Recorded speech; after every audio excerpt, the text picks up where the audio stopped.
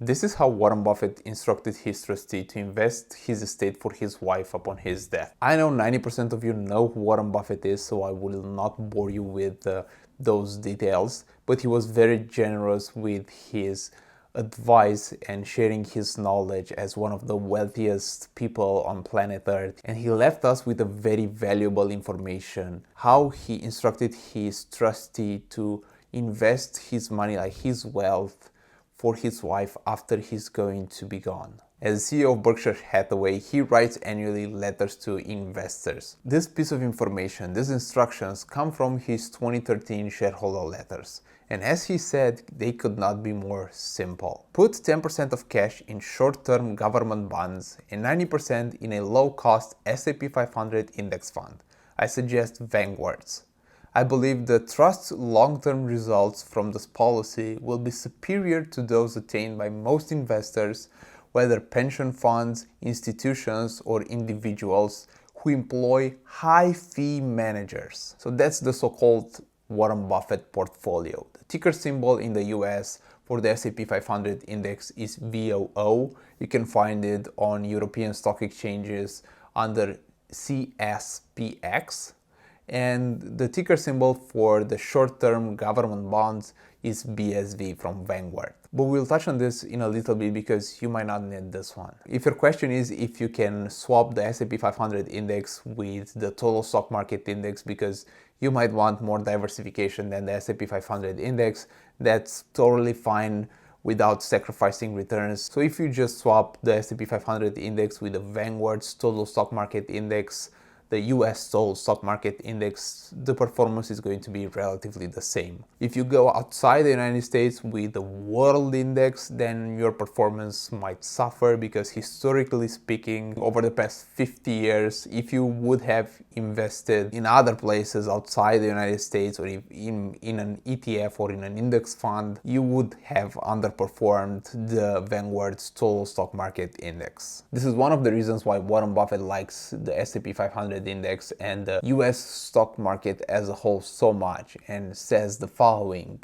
in his letter. In aggregate, American business has done wonderfully over time and will continue to do so, though most assuredly in unpredictable fits and starts. This means basically that it's going to be up and down, up and down, up and down, but over the long term, the trajectory is going to be upwards. In the 20th century, the Dow Jones Industrial Index advanced from 66 to 11,497, paying a rising stream of dividends to boot. The 21st century will witness further gains almost certain to be substantial. The goal of the non-professional should not be to pick winners. Neither he nor his helpers, aka financial advisors, can do that, but the goal should rather be to own a cross-section of businesses that in aggregate are bound to do well. A low-cost S&P 500 index will achieve this goal. So this part is clear for the Warren Buffett portfolio. 90% of the portfolio is going to be either in the S&P 500 index or in the US total stock market index. They're going to be basically the same in terms of performance. Now, with respect to the short-term government bonds, Warren Buffett uses this as an alternative to cash. You have to imagine that when he's going to pass away, he's going to leave billions of dollars. And even 10% of his wealth is still going to mean a couple $billion. You cannot just put like $2 to $3 billion in a bank account because the amount is going to be insured up to $100,000.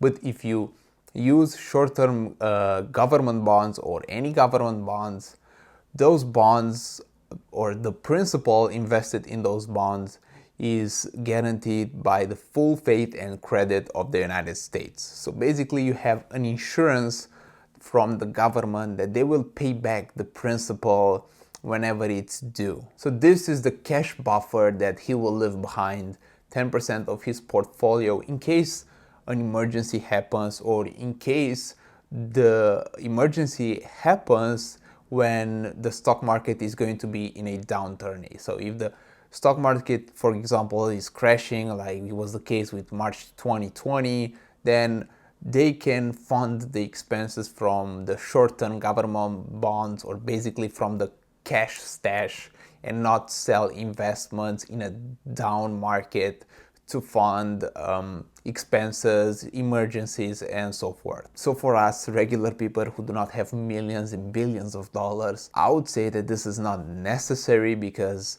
why would we invest in a short-term government bond that ensures that we make no return on our money? It's much easier either to have the money in the bank, or just have it fully invested in the S&P 500 index, or just have an emergency fund for 6 months set aside in a checking account or whatever account you would prefer. So to summarize, the 10% is there for emergencies, for expenses, and for situations where you need to make certain expenses during a down market or downturn, and you do not want to sell at a loss, or you do not want to sell, like for example, your investments when they're 50% down and you should actually be buying more at that time. So how should we go about investing in this? Did he leave any clues regarding this too? Of course he did. Buffett recommends that we just invest a certain amount every single month, or what you would know it as dollar cost average. He suggests that with dollar cost average every single month, no matter the price, no matter if the stock market is up, no matter if it's down, just dollar cost average into the market and just forget about it. Alright, so here on the screen you have Portfolio 1, which is the Vanguard Total Stock Market ETF with 100% allocation. This is the S&P 500 ETF or index fund, whatever. The performance is going to be the same with a 100% allocation. And Portfolio 3 is the Warren Buffett Portfolio, which is the S&P 500 index and short-term government bonds ETF for 10% allocation. So let's see the performance for those three portfolios. So basically what I did is that I had a $1,500 initial investment and then a $1,000 monthly dollar cost average over the long term. So here are the performance. Portfolio 1, this is the total stock market index. You can see that the total amount is $371,000.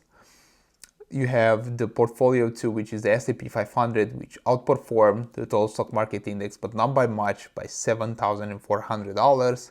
And then you have Portfolio 3, which is the Warren Buffett Portfolio, which is $348,000. And the only reason why the Warren Buffett portfolio underperformed the pure S&P 500 and the total stock market index is because of the 10% basically cash position, because the short-term government bonds don't give you any significant return. So in my opinion, if you are a young person and you are in your prime earning years, you should not focus that much on having a 10% short-term government bonds, and you can just focus on investing your income or your savings in the S&P 500 index or the total stock market index or whatever broad low-cost ETF or index fund that you would like. This is the top set it and forget it strategy, and you cannot go wrong with this one. And you are basically guaranteed to beat 80% plus of the mutual funds and the institutional investors out there who charge exorbitant fees for investing your money. If you like this video, I'm sure that you will like this other video that I made about investing in financial independence that you will see on the screen. Until next time, take care and have a wonderful day. Peace.